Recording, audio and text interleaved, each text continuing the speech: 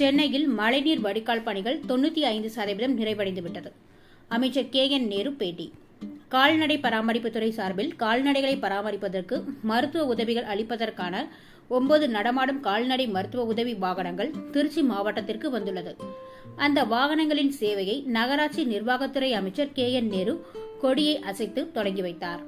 இந்த நிகழ்ச்சியில் திருச்சி மாவட்ட ஆட்சியர் பிரதீப்குமார், மாநகராட்சி மேயர் அன்பழகன் மற்றும் சட்டமன்ற உறுப்பினர்கள் கலந்து கொண்டனர்.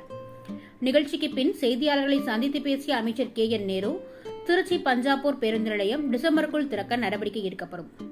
சென்னையில் பருவமழை எதிர்கொள்வதற்காக அனைத்து முன்னேற்பாடு நடவடிக்கைகளும் மேற்கொள்ளப்பட்டு வருகின்றன. இதற்காக அமைச்சர்கள் உதயநிதி, துரைமுருகன் உள்ளிட்ட 6 அமைச்சர்கள் தலைமையில் பல்துறை அதிகாரிகள் அடங்கிய ஆலோசனைக் கூட்டம் நடைபெற்றது. மீண்டும் ஒரு ஆலோசனைக் கூட்டம் வரும் 4ஆம் தேதி நடைபெறவுள்ளது. சென்னையில் உள்ள அனைத்து வாய்க்கால்களும் தூர்வாரப்பட்டு வருகின்றன.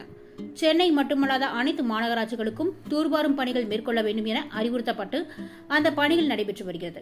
சென்னை மாநகரத்தை பொறுத்தவரை மழைநீர் வடிகாலில் அறிவிக்கப்பட்ட பணிகளில் 95% மழைநீர் வடிகால் பணிகள் நிறைவடைந்துவிட்டன. சென்னையில் 20 to 25 சென்டிமீட்டர் மழை பெய்தால் எந்த பிரச்சனையும் இருக்காது. ஒரே நாளில் 40 to 50 சென்டிமீட்டர் மழை பெய்தால்தான் தண்ணீர் தேங்குகிறது.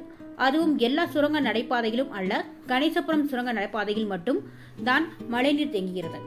அதுவும் அங்கு ரயில்வே வேலை நடப்பதால் தான் தண்ணீர் தேங்கினால் அதை உடனடியாக அகற்றுவதற்கான ஏற்பாடுகள் செய்யப்பட்டுள்ளது. திருச்சி மாநகராட்சியை விரிவாக்கம் செய்யும் பொழுது அருகில் உள்ள ஊராட்சிகளில் விருப்பப்பட்டவர்கள் மாநகராட்சியுடன் இணையலாம். யாரையும் வலுக்கட்டாயத்துடன் சேர்க்கும் எண்ணமில்லை. மாநகராட்சியில் குடிநீர் பணி, பாதாள சாக்கடை பணி, சாலை பணி உள்ளிட்டவை நடைபெறுகிறது. அருகில் உள்ள ஊராட்சிகளும் அதில் பயனடைய வேண்டும் என்பதற்காகவே அவர்களை மாநகராட்சியுடன் இணைக்க திட்டமிட்டோம். தங்களுக்கு மாநகராட்சியுடன் இணைய விருப்பமில்லை என்றால் அவர்களை இணைக்க மாட்டோம். சட்டமன்ற தேர்தலில் 200 தொகுதிகளில் வெற்றி பெற வேண்டும் என முதலமைச்சர் கூறியுள்ளார். திருச்சி மாவட்டத்தை பொறுத்தவரை முழுமையாக வெற்றியடைவதற்காக 100% தயாராகி கொண்டிருக்கின்றோம். நெல்லை திமுகவில் எந்த பிரச்சனையும் இல்லை, அண்ணன் தம்பிக்குள் இருக்கும் பிரச்சனையை போலத்தான் அதை அவர்களை சரி செய்து விட்டார்கள் என்றார்.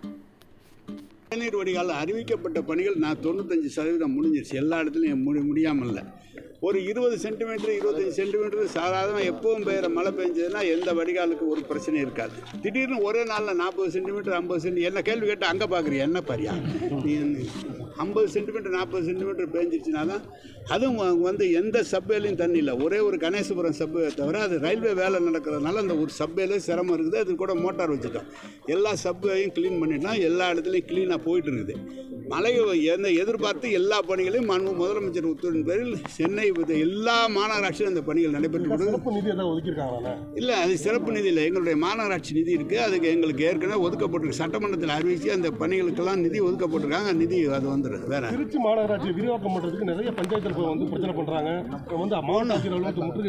ஒன்றும் பஞ்சாயத்து நீ தான் ஏதாவது பிரச்சனை பண்ணுறப்ப வேற ஒருத்தரும் பிரச்சனை பண்ணல. யார் பிரியப்பட்டாங்களோ அவங்க திருச்சியோட வரலாம். யார் பிரியப்படல அவங்க திருச்சியோட வர வேண்டிய அவசியம் என்ன காரணம்னா, திருச்சி மாநகராட்சியில் பாதாள சாக்கடை திட்டம் வருது, குடிநீர் திட்டங்கள் வருது, சாலைகள் செப்புன்னுறான். எல்லா வெளியூர்லேருந்து வரக்கூடிய ஃப்ளோட்டிங் பாப்புலேஷன் என்பது ஒரு நாளைக்கு திருச்சியிலேருந்து லட்சக்கணக்கான மக்கள் வராங்க.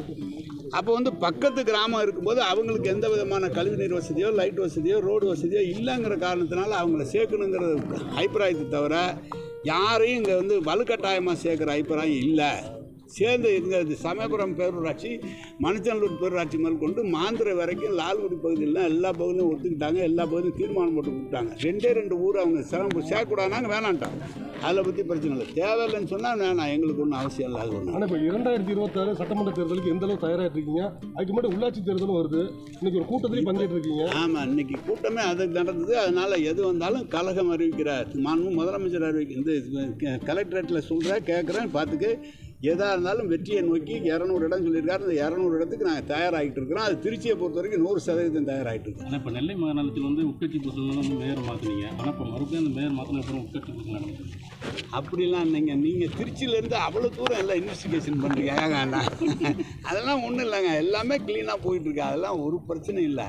அண்ணன் தம்பிக்குள்ளே ஏதாவது பிரச்சனை இருக்குது, பேசி முடிச்சுக்குவாங்க. வணக்கம் வாங்க.